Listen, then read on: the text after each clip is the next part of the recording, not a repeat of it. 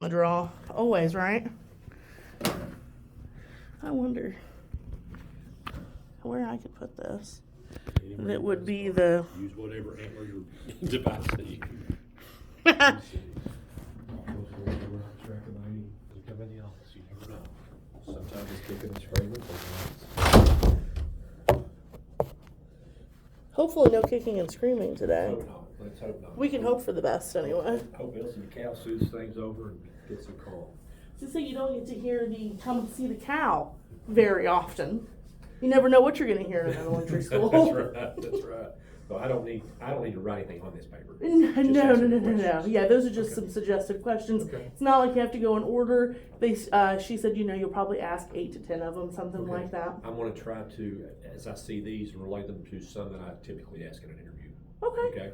So, all right. It'll be okay. Are you ready? As ready as I'm going to be, yeah. Okay. Ms. Nolder, thank you for being here today. Yeah, thank you for having me. And Excited to be so, here. Just got some questions for you here for this interview today. Can you just briefly describe, what led you to apply at Summit Elementary School and give us a little bit of background?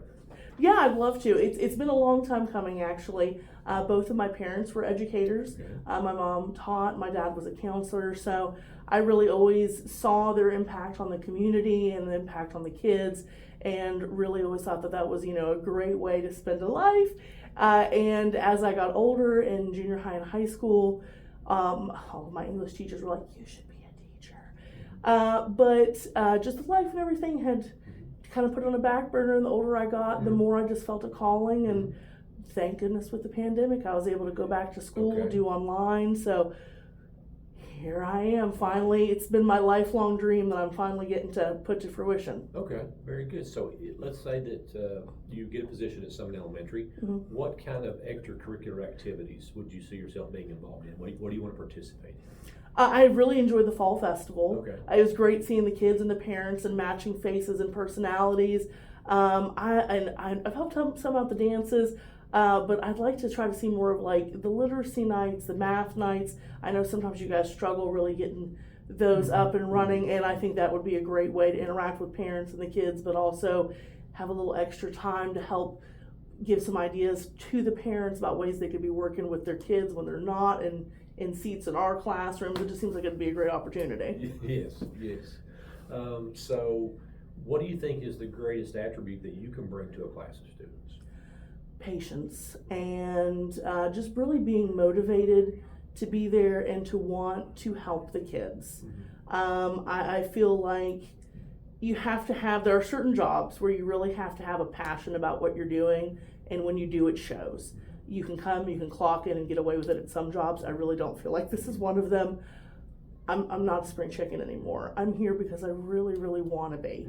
And that's what I want to bring that into a classroom. Okay. And I'm looking forward to learning and getting better every year.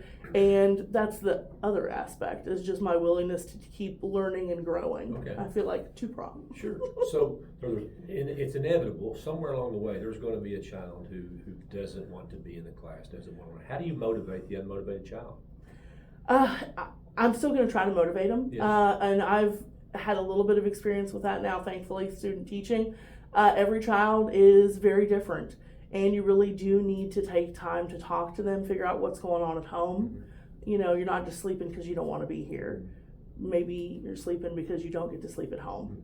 It's not just always they don't want to be here. Yeah. There's got to be a reason for it. And, there will be kids, I'm sure, that just don't want to work.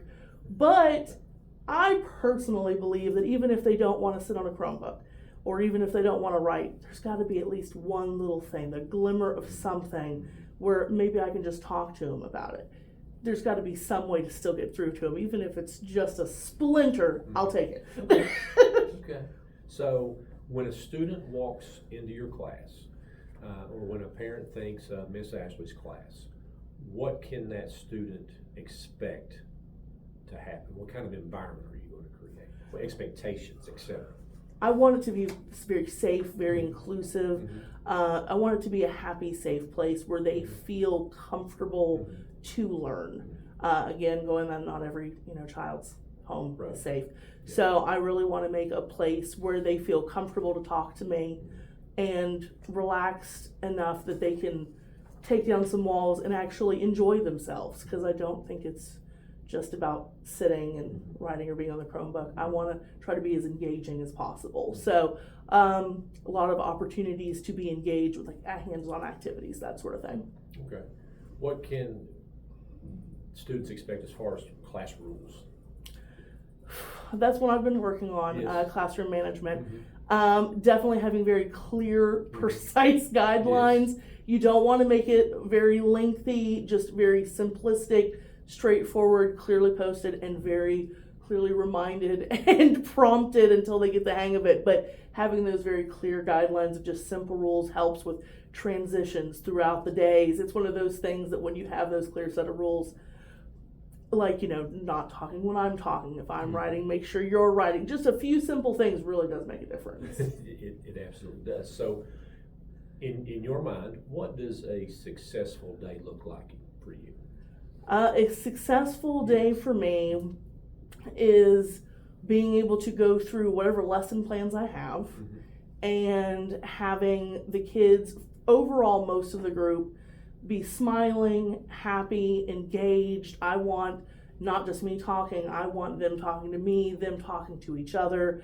I don't want a quiet classroom. I want it bubbly and interactive, but that should still at the end be able to have the data to show that yes, we were talking, but we're learning while that's occurring. Yeah. So how often will assessment take place? There's you need to do different types of assessment. So when you're doing just walking around and checking as they're doing, that's the baseline.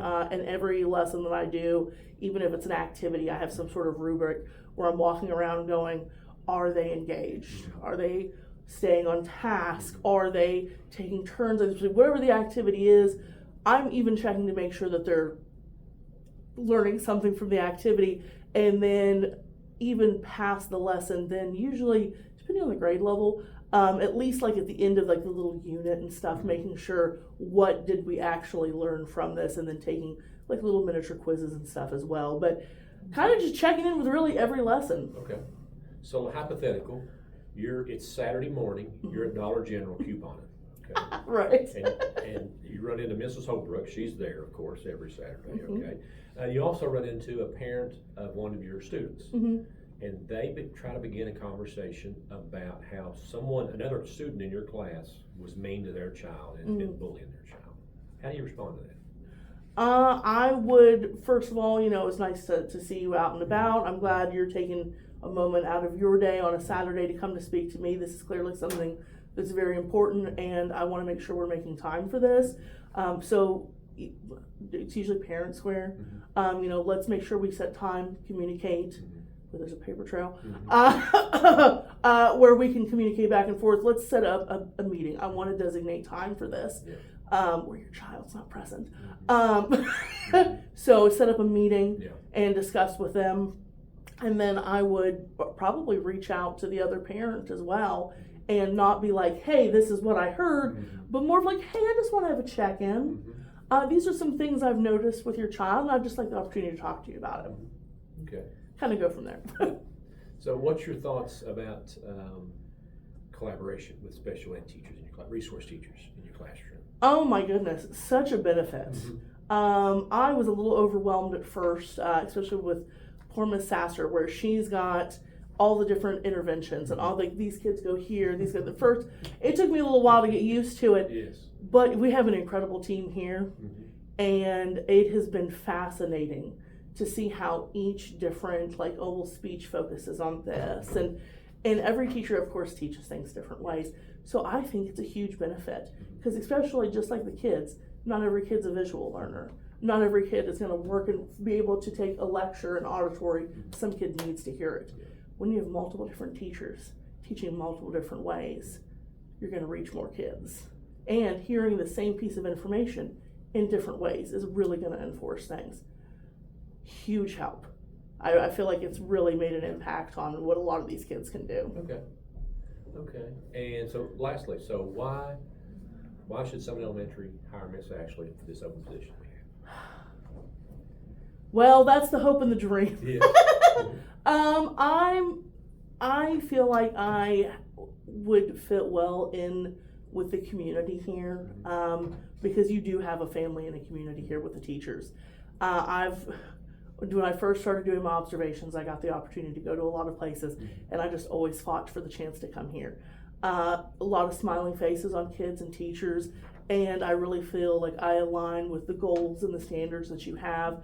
Everyone, every single one I've talked to, it doesn't matter if it's a teacher, a janitor, someone in the kitchen, teachers say, you care about these kids. You want the best for them. It's not just academically, oh, it's the state testing, oh, it's budgeting. Not saying that doesn't matter, because of course it does. But they're not just numbers on a page. These are the kiddos. I see you every morning and every evening. You know, I don't know how, but you know all these kids' names. You guys care about the kids, and that's why I wanted to go back into this, is because I care about the community and I care about the kids. They're literally our future. I want to be somewhere where I know everybody else really cares about the kids too. All right, thank you very much. Well, thank you.